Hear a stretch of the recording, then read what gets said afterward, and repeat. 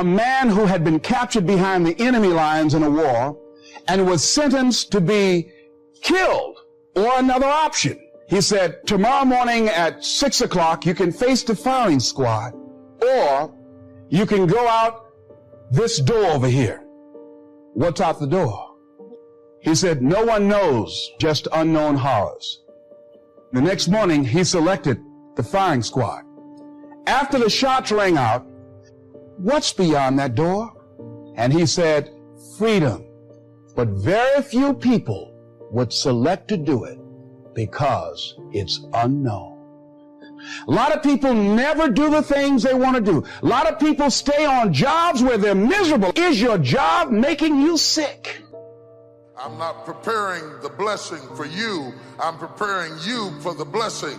The blessing is already prepared. The blessing is already prepared.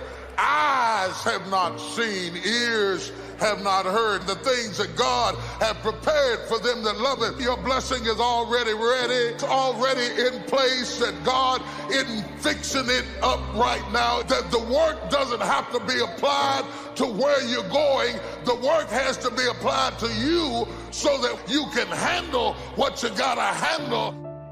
Identify your gift. Until you do that, you'll never find your purpose. You'll never know your mission. You'll never know the reason. Identify who you are and what your real gift is and pursue the gift. Your gift will make room for you.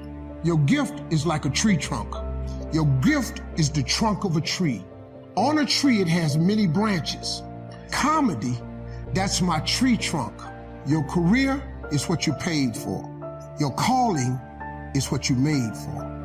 We all face challenges, things we're believing will turn around, a child that's off course, a sickness we're dealing with, a dream that seems impossible. We've been praying, believing, but nothing is changing. But sometimes God won't allow you to solve your own problem. The secret is you have to help someone else solve their problem. You have to take the focus off yourself and be good to others in your time of need. As you sow that seed, that's what's going to bring the harvest that you're waiting for. But you'll be tempted to think, I can't help them, Joel. I have my own problem. I need to spend my energy to try to fix my situation. But if you'll take your hands off of your problem and be good to someone else, God will put His hands on your problem and make things happen that you couldn't make happen. While you're working on their situation, God is working on your situation. A friend of mine struggled for many years with his teenage son. It was like they were on different wavelengths. He tried his best to be loving, kind, understanding. They just didn't get along. Invariably, it'd end up in an argument. Everything was so contentious. He had prayed about it, quoted scripture, asked God to help him, but nothing was getting better. He was the coach of the neighborhood baseball team. There was a young man on his team that came from a single parent family. He wasn't doing good in his schoolwork. When this father learned that, he took that young man under his wing. He started bringing him home from baseball practice with his son,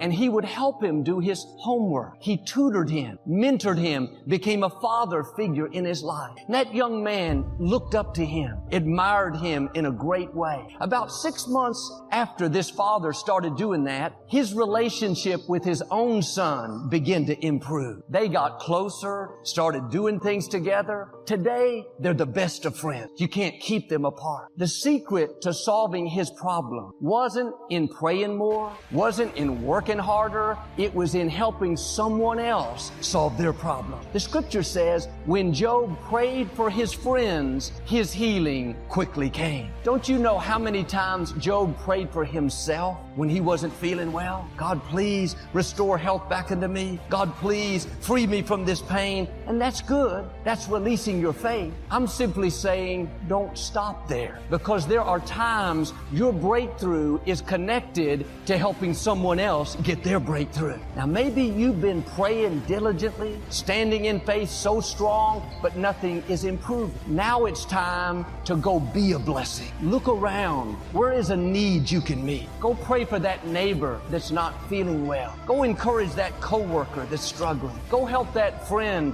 accomplish their dream. As you're helping others, you may not be able to see it, but God is helping you. He's lining up the promotion, the breakthroughs, the healing. You can't sow a seed without reaping a harvest. When I was 10 years old, Lakewood was in an auditorium that held 1,000 people. The church was growing. We needed to expand the building. My father asked the congregation to be praying about what they could give toward it. There was a small Spanish-speaking church about 6 blocks down the road from Lakewood. They had started construction on a new building. It was an auditorium to hold 100 people. My father noticed that the construction had stopped. For several months, no one was working. He didn't know anyone there. He had never met the pastor. But one afternoon, leaving Lakewood, he pulled in and talked with some people. They told how they started construction but had complications. It was costing more than they thought. Now they had run out of funds and the building was just sitting there indefinitely. Well, my father was believing to raise the funds to expand Lakewood. We needed the finances, but he told the congregation instead of giving money for our building, he was going to take up an offering for their building. Lakewood gave the finances. It was enough to finish their auditorium. In the natural, it didn't make sense. We needed the finances. We had the problem. But my father understood this principle. When you help solve somebody else's problem, God will help solve your problem.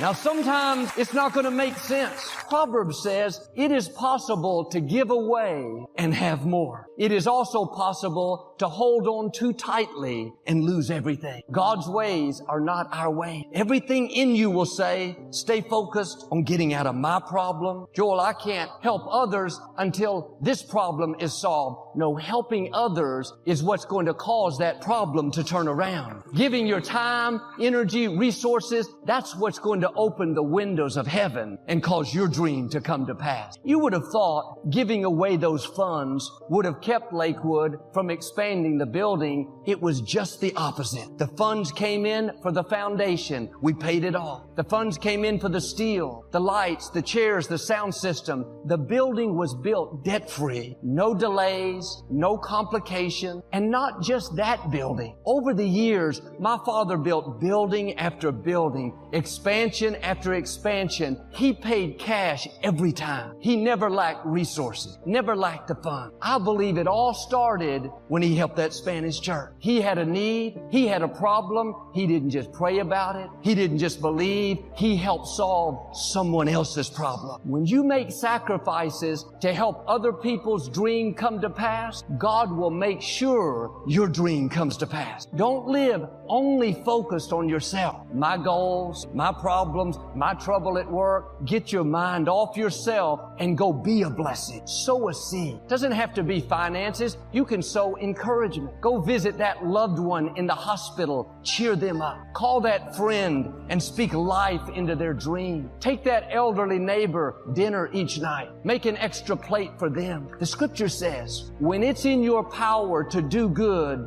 don't withhold it from others. That means when you know you can be a blessing, you have the resources to help that person in need, you can teach them the skills that you've learned, don't put it off. When you help solve their problem, you're not just being good to them, you are setting a miracle in motion for yourself. When you show favor, the scripture says favor will come to you. And here's the beauty. When you help others, what you give is going to come back to you, but not in the same proportion. Pressed down, shaken together, running over. My father helped that Spanish church that one time, but the blessing from that obedience is still coming. When you're in a difficult time, more than ever, you need to look for opportunities to do good. When your dream seems impossible, find someone and help their dream come to pass. It's good to pray, believe, work hard, but some things are not going to happen if you're only focused on yourself. As you bless others, God will bless you. As you show favor, favor will come to you.